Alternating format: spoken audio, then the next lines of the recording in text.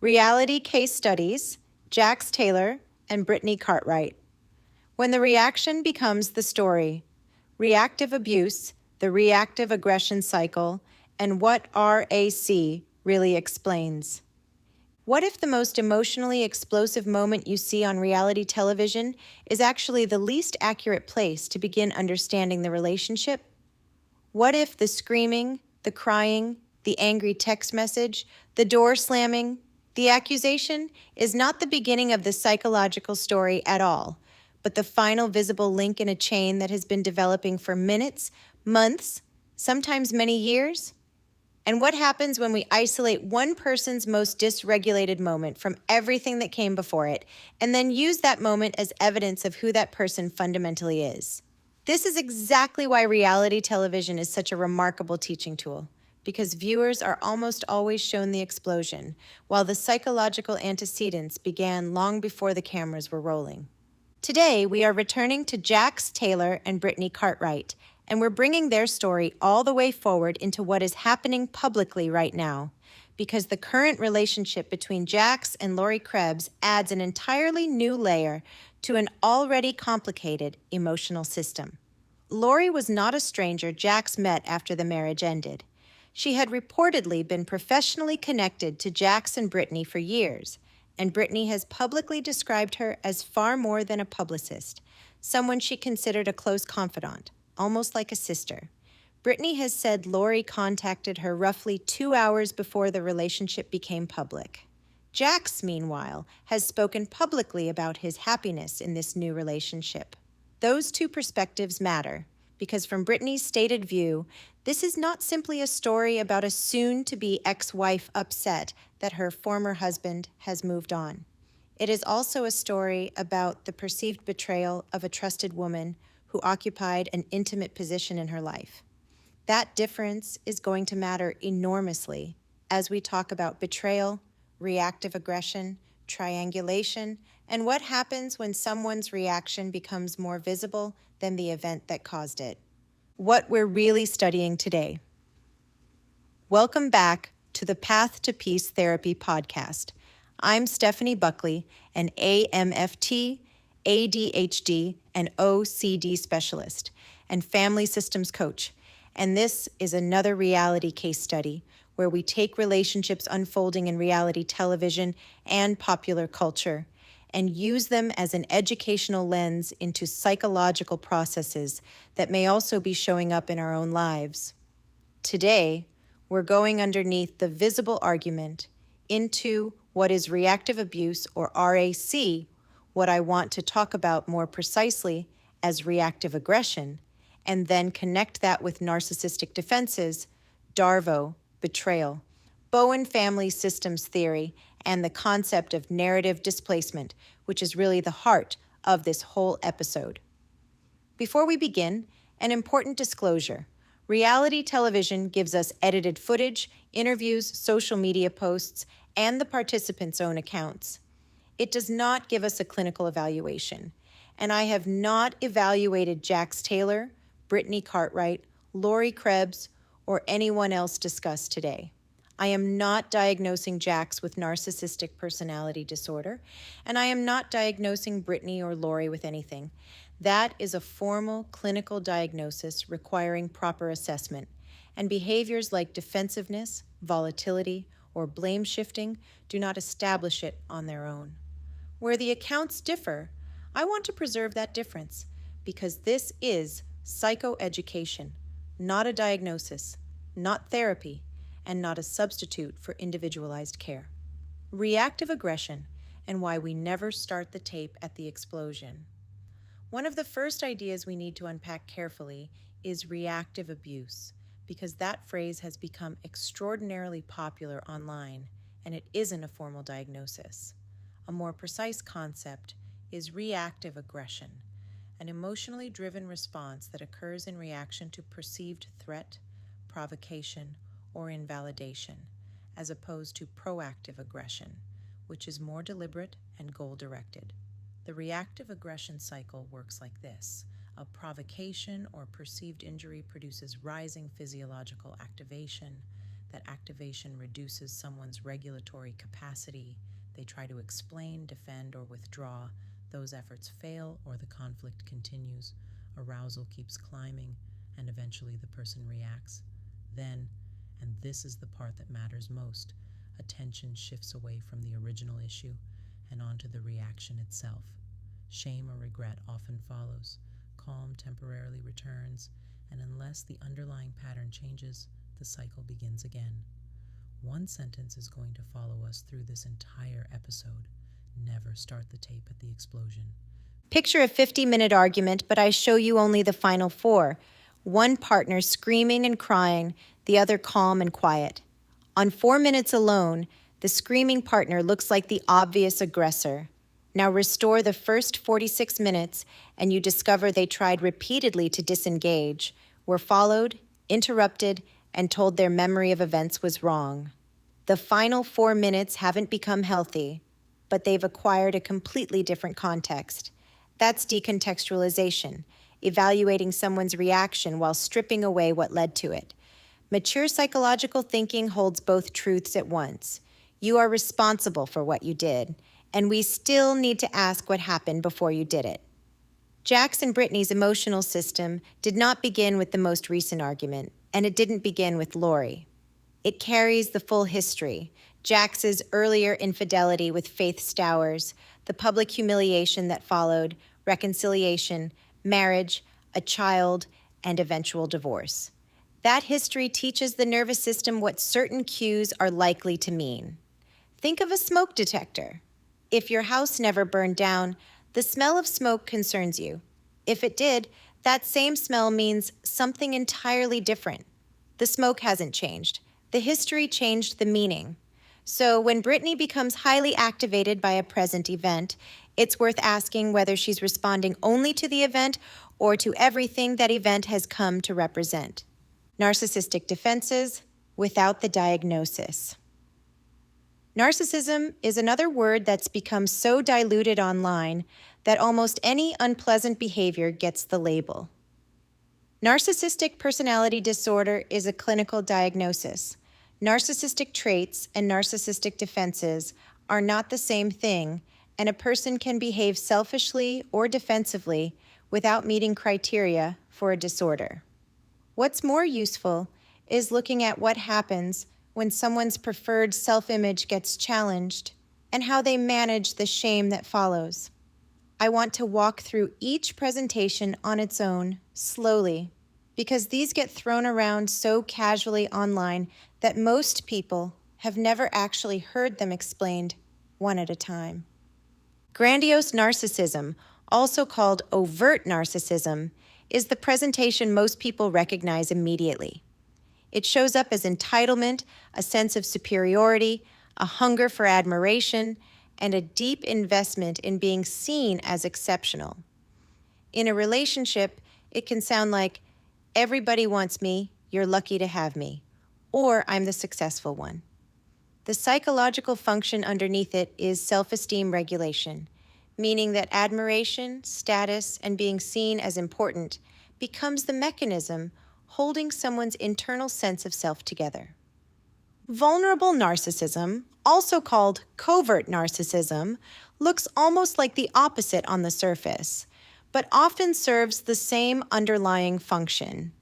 Instead of obvious superiority, you see hypersensitivity to criticism, insecurity, withdrawal, resentment, and a persistent sense of being unappreciated or attacked. Where grandiose narcissism says, "I am better than everybody," vulnerable narcissism says, "Nobody recognizes what I do," or "Why am I always the bad guy?" This distinction matters enormously in couples because a specific, ordinary complaint, "You told me you'd do this and you didn't," can land internally as a full identity threat. You're saying, "I'm a failure," and the conversation stops being about the original behavior and starts being about the other person's injury. That injury has a name. It's called narcissistic injury, the emotional wound produced when criticism, rejection, or perceived disrespect threatens someone's desired self-concept. The psychologically important question becomes, where does the shame go? Someone who can tolerate it says, "That's uncomfortable, but I did make a mistake." Someone who can't may need to move the shame elsewhere, and that's where specific defenses come in. Externalization means locating the cause of an uncomfortable feeling outside yourself. So instead of saying, "I failed to follow through," the response becomes, "You are impossible to please." Projection means attributing your own uncomfortable traits, motives, or feelings onto someone else. So a person struggling with their own selfishness may become intensely preoccupied with someone else's. And devaluation happens when another person's value gets reduced after disappointment or criticism. So someone once described as extraordinary can suddenly become crazy, difficult, or impossible, which can be disorienting for the person on the receiving end because they remember how intensely they were once idealized. Antagonistic narcissism adds a different flavor entirely. It involves hostility, entitlement, low empathy, and a strong instinct toward competitiveness. In a healthy disagreement, the goal is, how do we solve this together? In an antagonistic conflict, the goal gradually becomes, how do I win? And once winning becomes the point, conversations can turn into scorekeeping, character attacks, or an attempt to establish who is morally superior. Communal narcissism looks different again because the self-esteem reinforcement here comes from being seen as extraordinarily caring, generous, loyal, or indispensable. The message isn't, "Look how successful I am." It's, "Look at everything I do for everyone."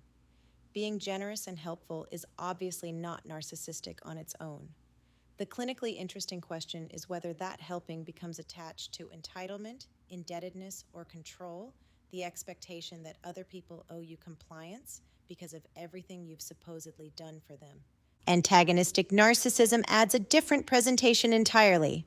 It involves hostility, entitlement, low empathy, and a strong instinct toward competitiveness. In a healthy disagreement, the goal is, how do we solve this together? In an antagonistic conflict, the goal gradually becomes, how do I win? And once winning becomes the point, conversations can turn into scorekeeping, character attacks, or an attempt to establish who is morally superior. Communal narcissism looks different again because the self-esteem reinforcement here comes from being seen as extraordinarily caring, generous, loyal, or indispensable. The message isn't, "Look how successful I am." It's, "Look at everything I do for everyone." Being generous and helpful is obviously not narcissistic on its own. The clinically interesting question is whether that helping becomes attached to entitlement, indebtedness, or control, the expectation that other people owe you compliance because of everything you've supposedly done for them. Then there are two popular but non-clinical labels worth knowing: somatic narcissism and cerebral narcissism. Somatic narcissism organizes self-esteem around attractiveness, physical appearance, or desirability, essentially saying, "Look how desirable I am." Cerebral narcissism organizes self-esteem around intelligence, expertise, or professional accomplishment, saying, "Look how intelligent I am."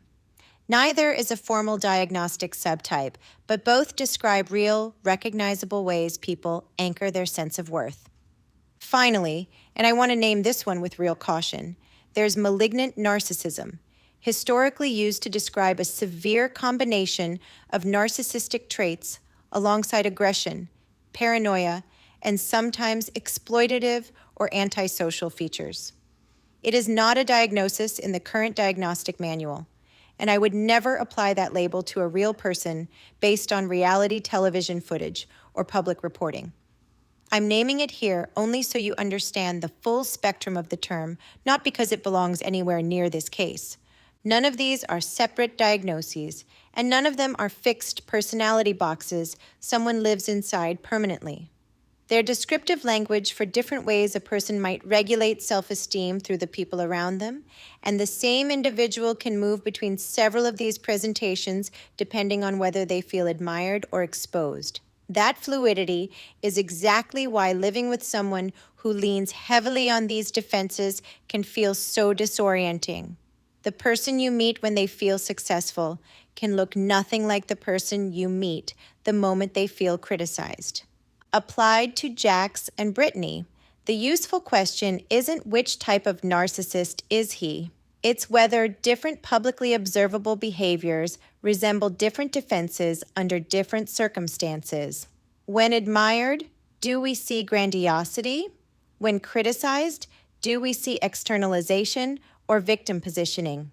And with Lori entering the picture, a new relationship can genuinely provide love and companionship while also functioning for someone who relies heavily on external validation as evidence of continued desirability after a painful divorce.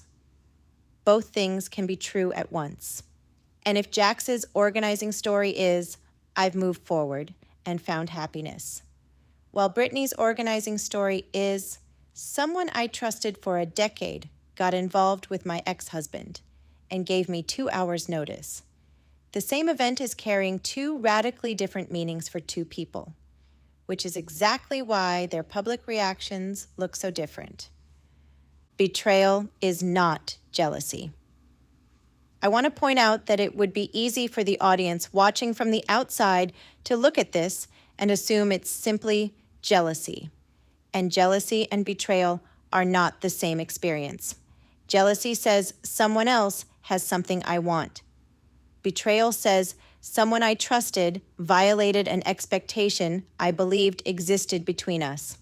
Brittany has publicly framed her reaction around the betrayal of a trusted confidant, and the compressed timeline she's described, roughly 2 hours between private discovery and public exposure, matters physiologically. There was almost no window for private processing before the world weighed in, which intensifies the nervous system's arousal considerably. What often follows is retrospective reappraisal, where new information causes old memories to be re-examined through a new lens. Past conversations, past support, past closeness, all of it can suddenly look different. That doesn't prove anything about the actual timeline, and public accounts here are disputed. But the uncertainty itself is destabilizing, because once trust breaks, the brain stops asking only what do I know and starts asking what else don't I know. That reconstruction process often turns into rumination, repetitive thinking that feels like problem solving but can't actually resolve anything when the information simply isn't available. And the person doing that work can start to look from the outside more dysregulated than the person offering a calm, simple counter-narrative, even though a simple story isn't automatically the true one. Calm is not evidence of health, and emotional intensity is not evidence of instability. We need behavior, sequence, and context, not tone alone. Narrative displacement and DARVO. This is where narrative displacement becomes the most important idea in the whole episode. It happens when attention moves away from the event that caused a reaction and becomes organized entirely around the reaction itself. The first story might be a romantic relationship developed between Jax and a woman Brittany considered a trusted confidant.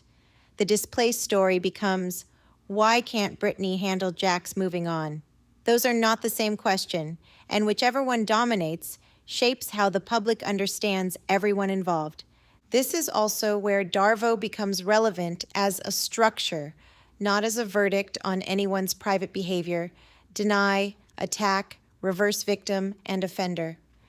An accountability request gets denied, the person raising it gets attacked, and eventually the person whose behavior started the conversation ends up occupying the victim role, while the person who raised the concern becomes the offender.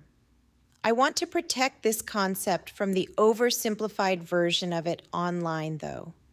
Disagreeing with an accusation is not automatically DARVO. Defending yourself is not automatically narcissistic. These patterns are only useful when we can actually see the structure, not just assign the most dramatic label available to any uncomfortable exchange. The same caution applies to coercive control, a genuine and serious pattern involving intimidation, isolation, or restriction of someone's autonomy. A volatile relationship is not automatically coercive control, and understanding someone's antecedents is never permission for abuse. Every adult in this story remains accountable for their own behavior. Systems thinking gives that behavior context. It does not dissolve it. The Bowen Triangle, Bowen Family Systems theory, gives us maybe the cleanest lens for the current configuration, which is the triangle. When anxiety becomes too much for two people to hold, the system often recruits a third point, a person, an issue, even a symptom, to absorb some of that tension. Historically, it was Jax and Brittany. Now it's Jax, Brittany, and Lori, and because Lori already occupied a meaningful position inside the system before this relationship began, this triangle carries unusual weight. There's a second triangle worth naming too. Brittany's reaction itself can become the third point. Instead of Jax and Brittany discussing what actually happened, the conversation becomes Jax, Brittany, and Brittany's anger, and every disagreement gets routed through that third point instead of the original issue. That's the identified patient process, where one person's visible symptoms get treated as the entire explanation for the system's dysfunction, when the symptom is really just the most visible part of a much larger pattern. Overfunctioning and underfunctioning often live inside these same systems.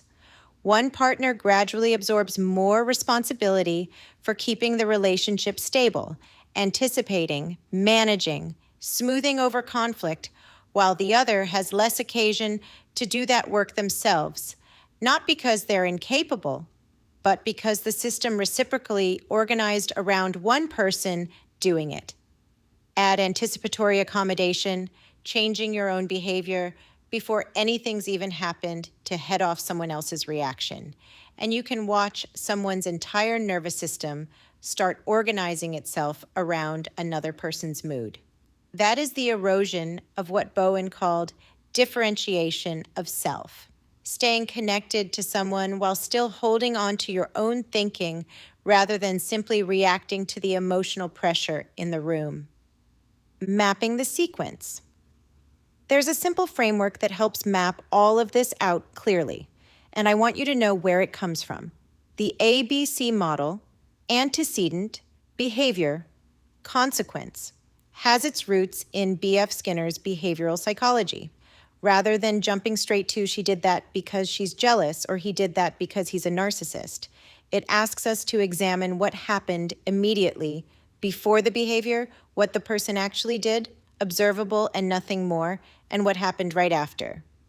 Consequence doesn't mean punishment here, it just means whatever follows. And that in turn shapes whether the behavior is more or less likely to happen again. If Brittany's angry message is followed by public attention shifting onto her tone rather than onto how the relationship developed, that consequence becomes part of what she carries into the next conflict. There's a second different ABC worth knowing from Albert Ellis's Rational Emotive Behavior Therapy, Activating Event, Belief, Consequence.